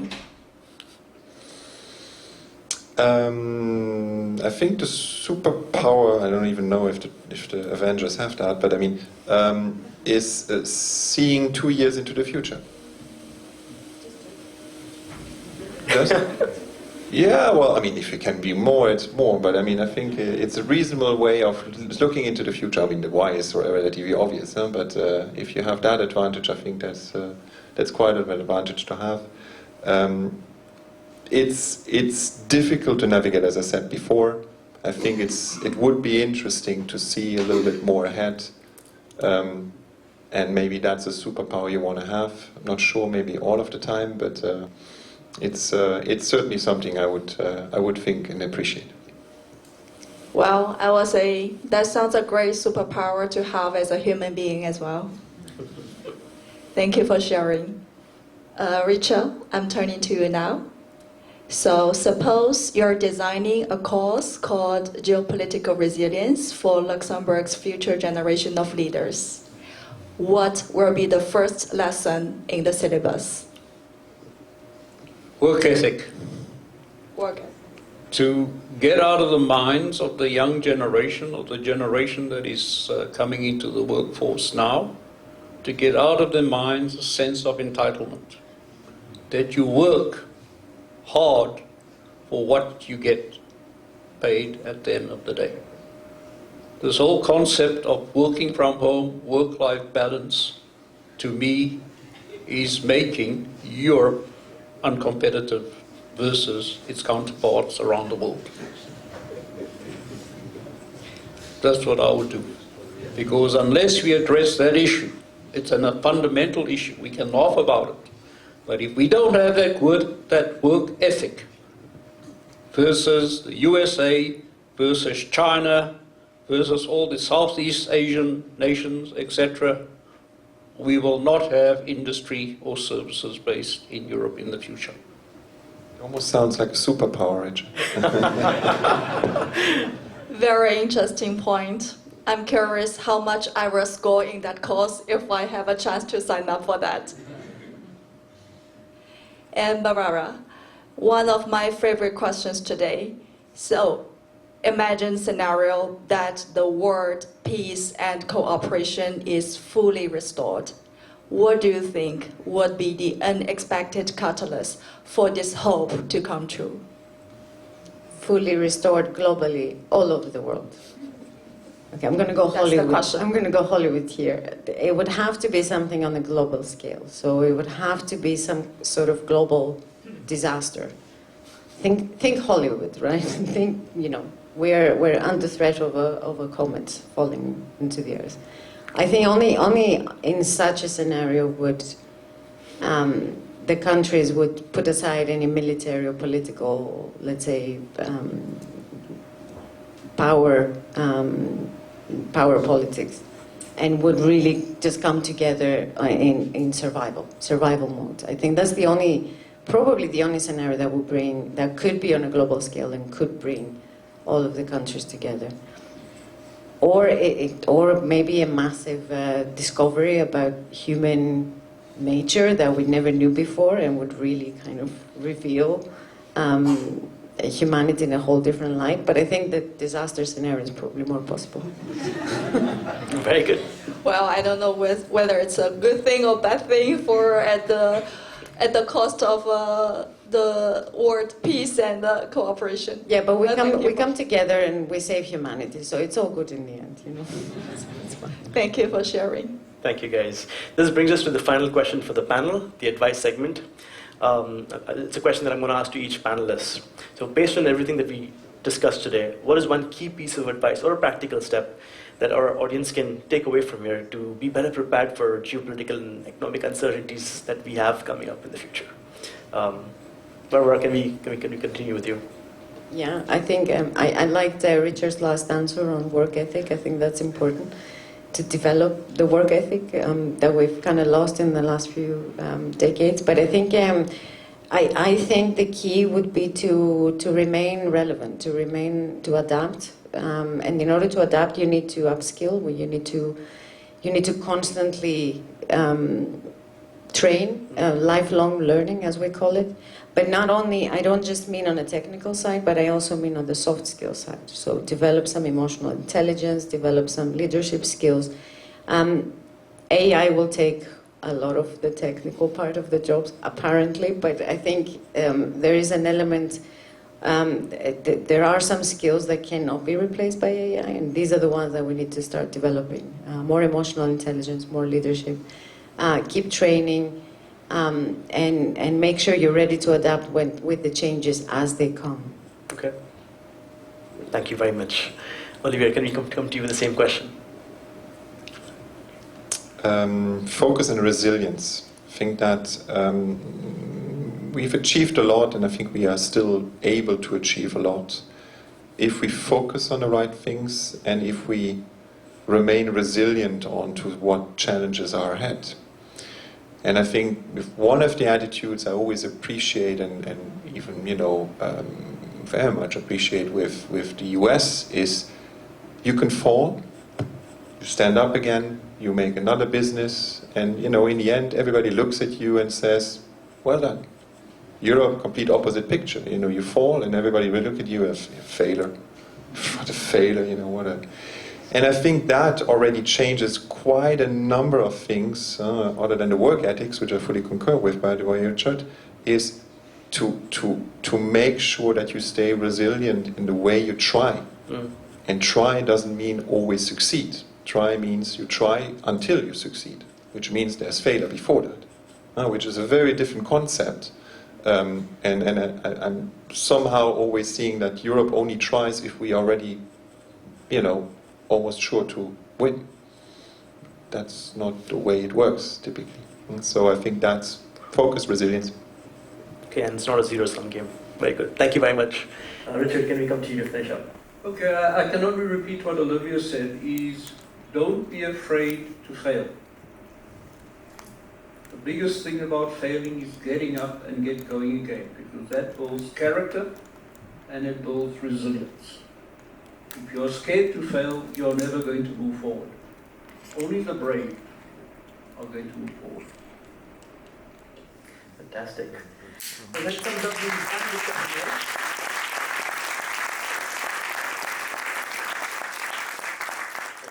We'll now open it up for Q&A, but before we do, Pierre, can I please welcome you back on stage?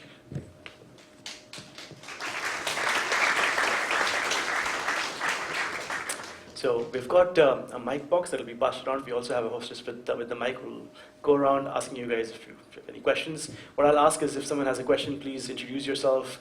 If your question is directed to a specific panelist, you can mention that or leave the question open for everyone. And that about the floor is yours, guys. I warned the panel that it's a very inquisitive audience and that there would be a lot of difficult questions. There you go, we have hand up already. And break the ice. I don't need the mic actually. Go for it, go for Yeah, it. I've got a pretty powerful voice. So, Richard, I would like to ask a question to you, because I found your contribution pretty interesting. And that goes to the sustainability, and then you said, okay, yeah, but of course it's going to be costly, and this particular technology, and also for me to bear the cost. I mean, eventually, as an airline or a private company, then we can pass this cost to end customers. So don't you think that it is worth, in the bigger scheme of things, to have probably something that is more costly, but in the longer term, it's going to be beneficial for the overall environment. So I think that particular view of, okay, it's costly for me, should not avert investments overall. So what do you think is going to be the case? I mean, of course it's going to be painful in the beginning of your balance sheet and maybe profitability, but in the longer scheme of things, then your investment or the company or the investors will probably buy the shares of the kind of answer if it is listed. I'm not sure about that, but the bigger scheme of things is going to be beneficial, this particular investments towards more sustainable alternatives. If I had unlimited access to capital, I could only do it on that basis. But I have to keep a business that's sustainable.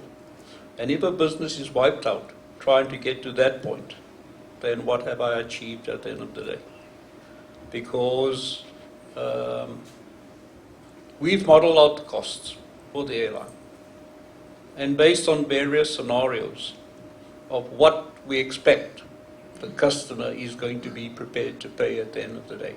And we've got good experience from an airline perspective in our industry, because we had the rapid increase in normal fossil fuel prices after 2008. It screamed up, and it got to a point where we charge a surcharge when fuel goes up, where our customers came to us and said, you charge anything more, we're not going to pay it. We're telling you now. We tell all the airlines. And so who picks up that cost? And it's not small money. And so my answer to your question is, if I have to do that and pick up the cost, no, I cannot, because I'll be irresponsible in running the business into the ground, and then there's a social problem that we are after. All the people out of work, what happens to them? They become a burden on the state. So, no, I don't think that is a practical solution at all to continue putting money into something where you're not getting back the cost, at least. You're not going to be sustainable very long. Not in the aviation industry. And I doubt very much in other industries that are heavy emitters, that have a high exposure to carbon emissions, or any other emissions that need to be abated. I have a question. We all mentioned AI, technology, and regulation. Very interesting discussion. I want to build on that conversation a bit further. And we know that Europe does not have sort of big unicorns. And it's not gonna likely happen in the near term. If we compare the US and Europe, we see definitely very different approach. The mindset of US or Silicon Valley more specifically is that they need to run really fast and let regulation catch up. When it comes, hopefully they can lobby to control it. But Europe has a very different approach, with oftentimes that regulation outpaces business. And some believe that this approach could stifle the development of technology and innovation. I'm curious to hear, what's your take on that? Anyone? It already does. It has stifled the development of technology and innovation in Europe, regulation and lack of investment. And a lot of the unicorns, and we do have unicorns, they are on a startup stage, but when it's time to move to the next level, they go to the US or they go somewhere else where they find it easier to commercialize and they find more investment coming their way. So they are actually leaving. And this is happening. It's not something that will happen. It is happening, and this is something that we need to reverse one way or another, through the regulation and through more investment in innovation. Luxembourg as a hub is doing a pretty good job at supporting startups through the Loft and for a number of years now. But it needs a coordinated approach from Europe to make sure we keep those unicorns in Europe and we do increase productivity. And that's where the money will come from, when we increase productivity in Europe. I may say a few words on this because we had a conference, I mentioned it briefly today, on AI. And we had people from representatives of the OECD who were there, from the BIS in Basel, the Bank of International Settlements. We had a lady of the IMF, so we had a good panel.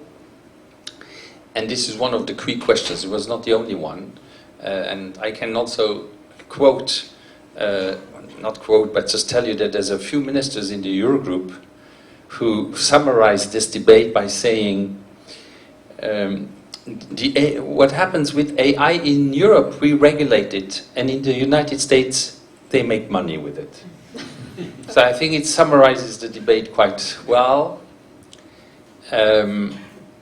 And despite the fact that we are being reassured by European institutions and the fact that we have a framework which has been agreed in the first half of this year, typically European, we are so proud of that, and we shout out to the world, we are so happy that we have the first ethical and responsible framework on AI.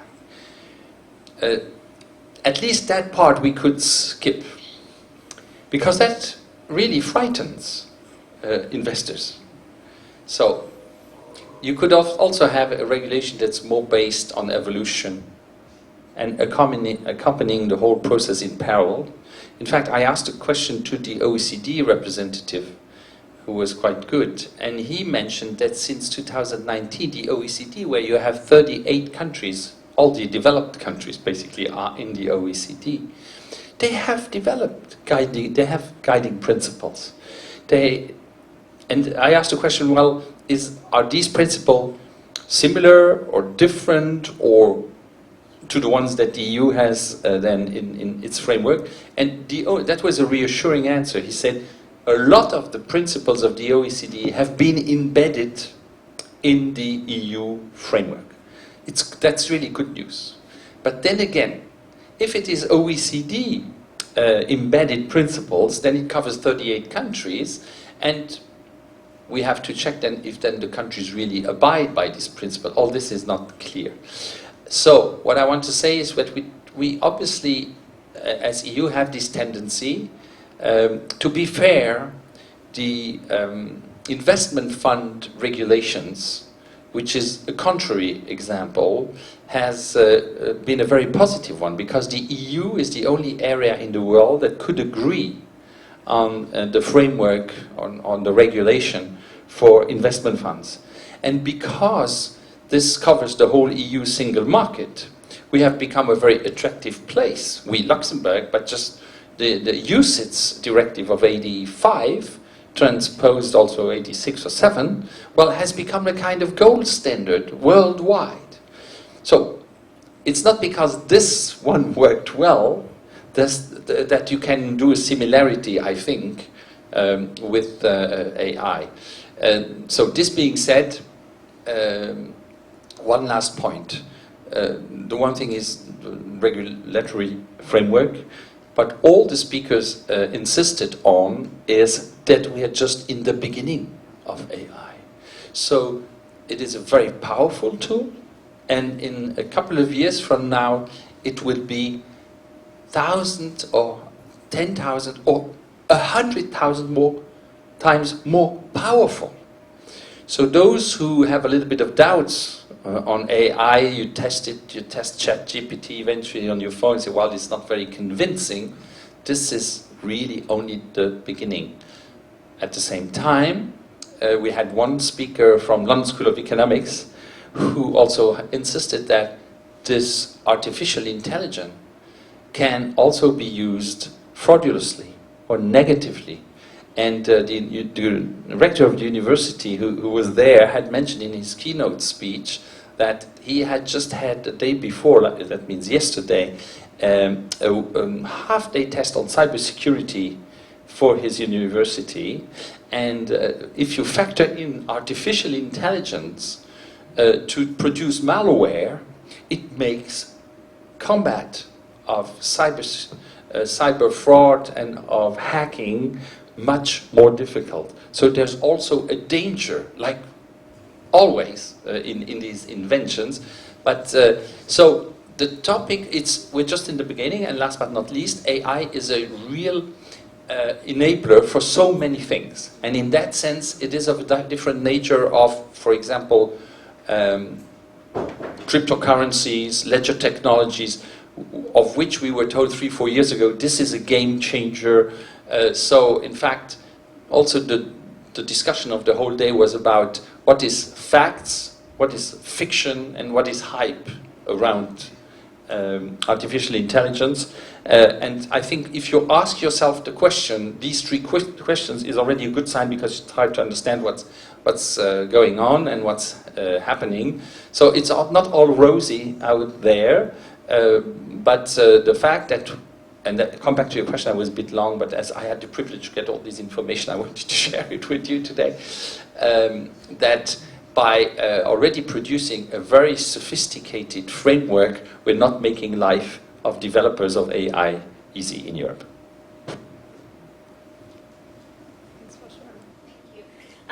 Hello, good evening. My name is Alexandra Antonescu, and I work for the European Investment Bank. One question that would probably be addressed to the whole panel, and thank you very much for your contributions tonight. We are talking about lack of investment, and this is, I think, well known to all of us that this is a problem within Europe. And we have also spoken about some issues such as maybe too much regulation, maybe some a lack of pragmatism or questionable work ethics. Now, my question to you is, do these issues also bear solutions? How can we actually attract investments? Of course, this is not an easy answer, but maybe from your experience, in your opinion, what could be possible solutions for Europe to attract more investments? Thank you so much.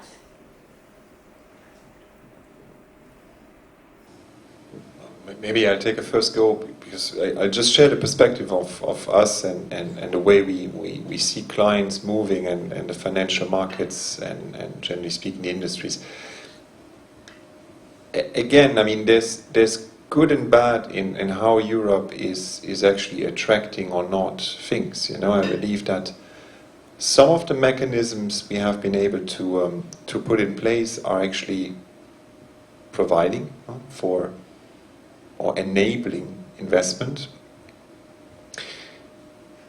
And that is not only due to passporting of funds and investment vehicles and the way you can, sell them into Europe.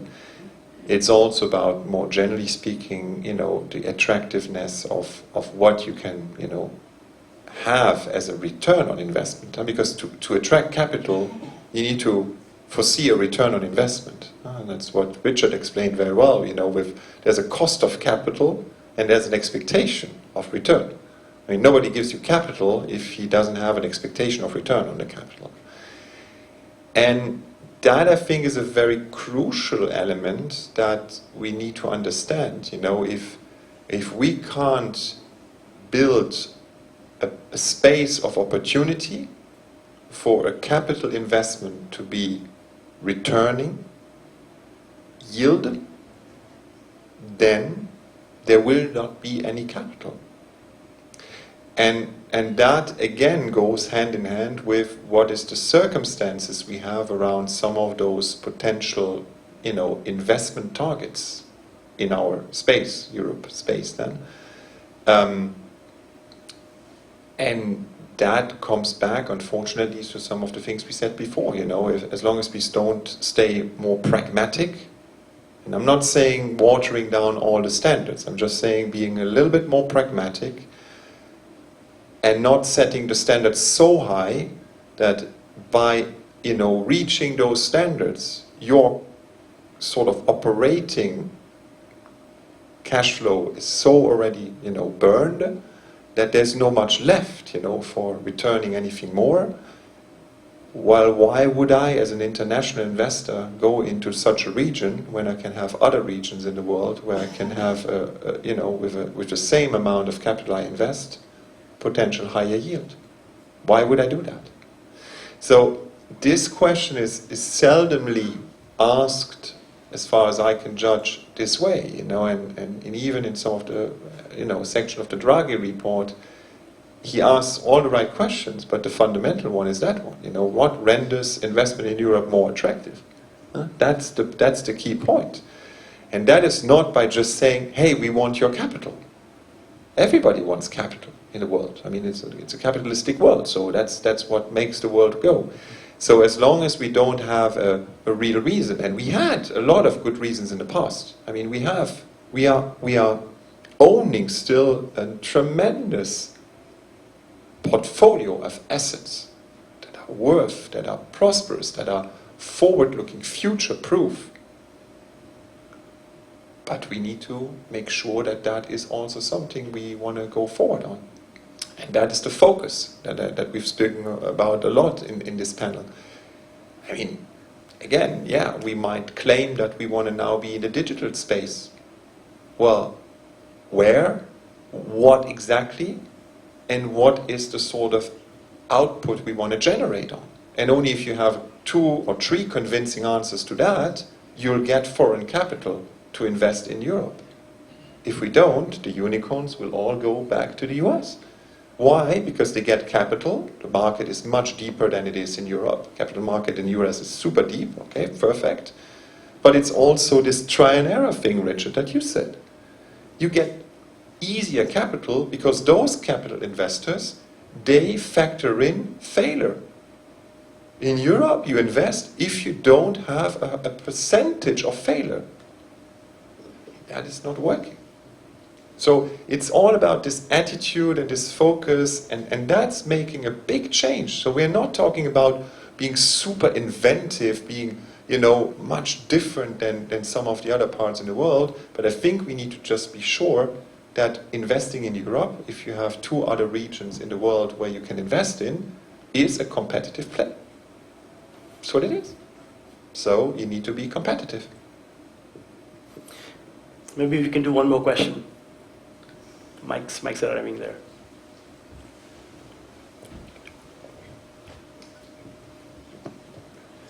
Thank you, everyone. My name is Panos. I'm also with the EIF. First of all, thank you for the discussion. It's quite interesting. I would like to go to the previous point that you briefly discussed. Pierre, you alluded to it.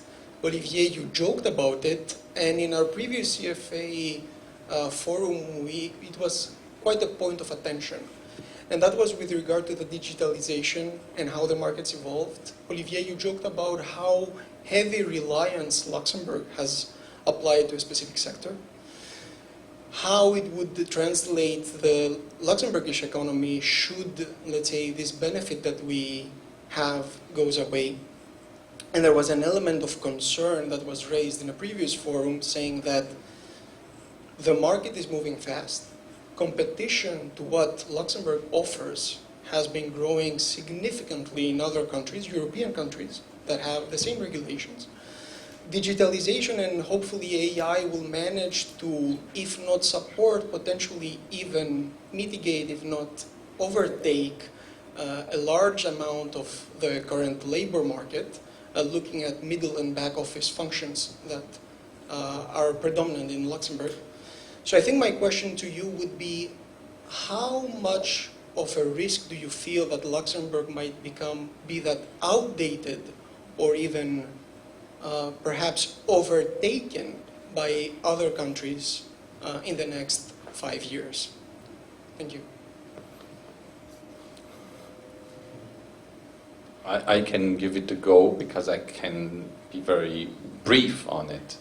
That's really not the topic on which for Luxembourg I would be most worried, because Luxembourg is a hub for supercomputing, and we have the supercomputer of the Commission here in Luxembourg in cooperation with the Luxembourg University, and I think our latency rate, for example, which is a very important factor, the speed at which you can send information back and forth.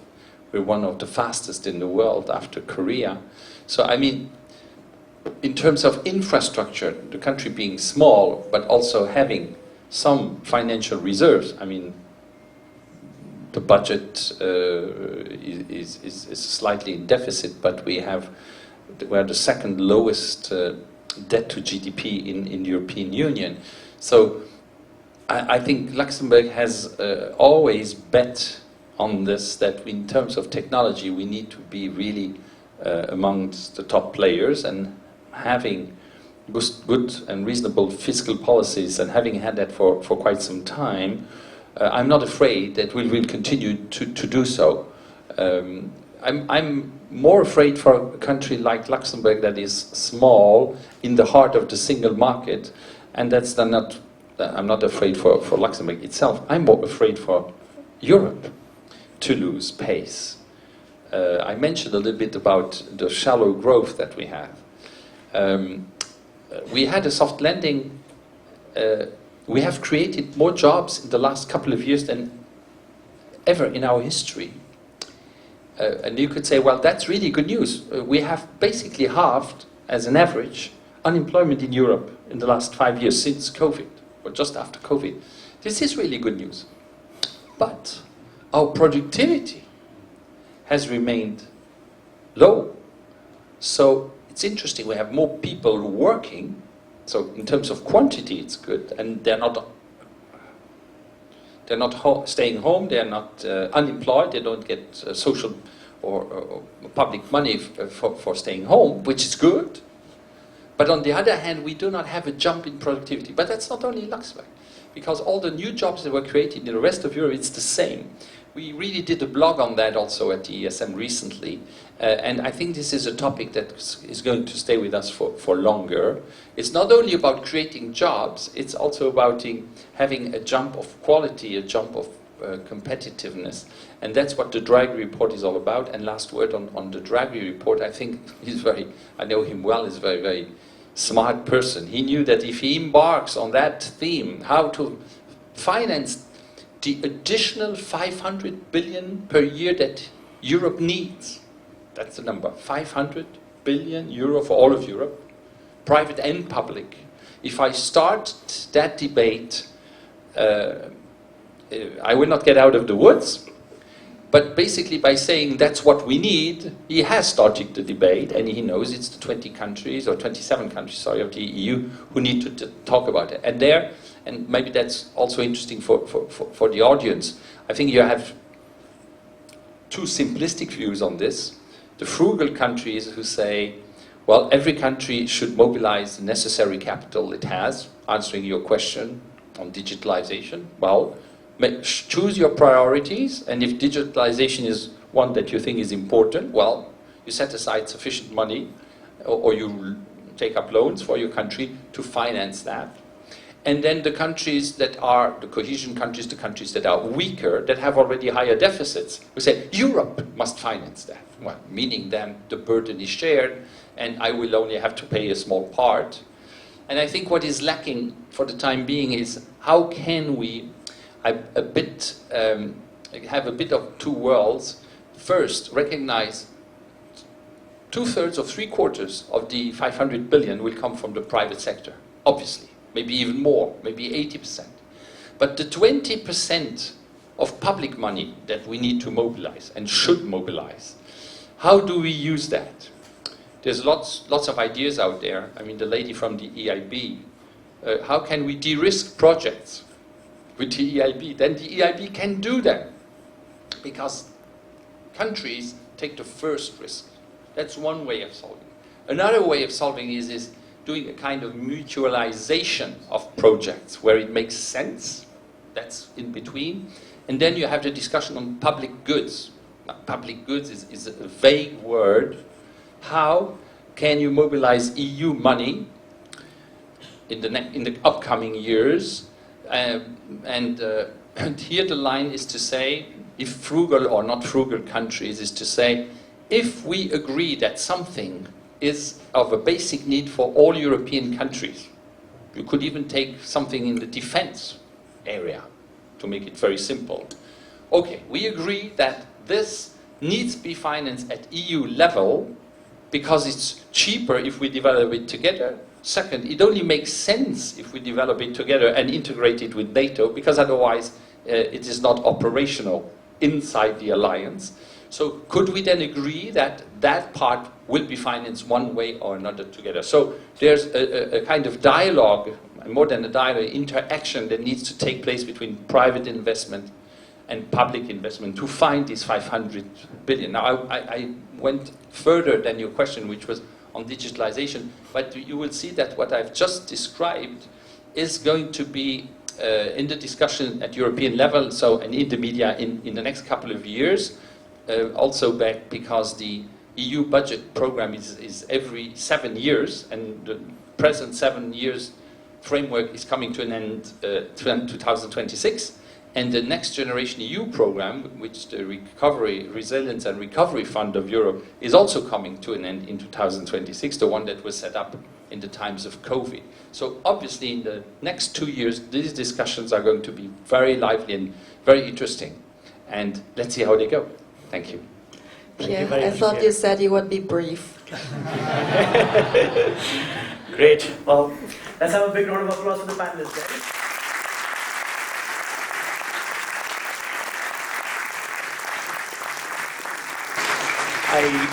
I know there were a few more questions, but don't worry, we'll move the conversation to the bar and you'll have the chance to ask more questions. But before we close, just a couple of very quick things. Behind every successful event, there are a host of people who put in a lot of hard work to bring things to life. And I'd like to thank PwC for being incredible hosts the CFA Society of Luxembourg and our Alumni Association partners for their support in making this happen. The Luxembourg Mind events have always been free, and they'll continue to do so. But we need partners to support us, so we're very grateful for all the support we get. The PwC team, Charlene, Alice, and Eugenie, they've worked tirelessly over the last few weeks to bring all the logistics together to make this smooth. So thank you very, very much, guys.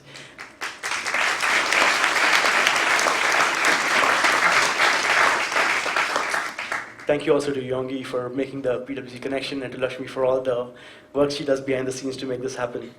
One last thing that I want to share with you guys. It's one of my favorite things about Luxembourg. So 2 years ago, when I was starting out on this path, I was trying to figure out how to do my first panel discussion. I was trying to think of who to invite. Darren, who's sitting there at the back, encouraged me to go big. He said, reach out to people, get the best speakers out there. Which brings me to what my favorite thing is. It's degrees of separation. Luxembourg, you're only 1 or 2 degrees of separation away from anyone. And now you're even 1 degree of separation away from Mario Draghi. The point I'm trying to make is, if I can do this, you guys can do this too. If any of you are interested in fostering these kind of discussions, being a part of the Luxembourg Mind, if you have any bright ideas, thoughts, suggestions, we're all ears. Please feel free to reach out. With that, we can close. Let's move the discussion to the bar.